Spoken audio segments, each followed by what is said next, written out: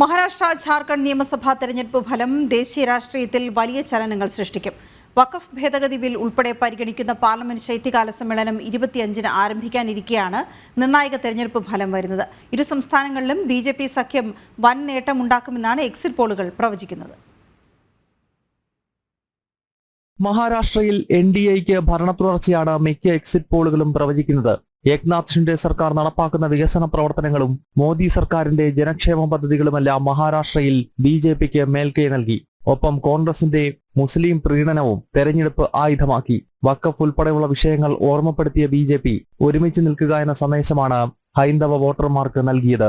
ഹരിയാന മഹാരാഷ്ട്രയിൽ ആവർത്തിക്കുമെന്ന് BJP camp വിശ്വസിക്കുന്നു. ജാർഖണ്ഡിലാകട്ടെ 5 വർഷത്തെ ഇടവേളയ്ക്ക് ശേഷം തുടർഭരണമാണ് BJPയുടെ ലക്ഷ്യം.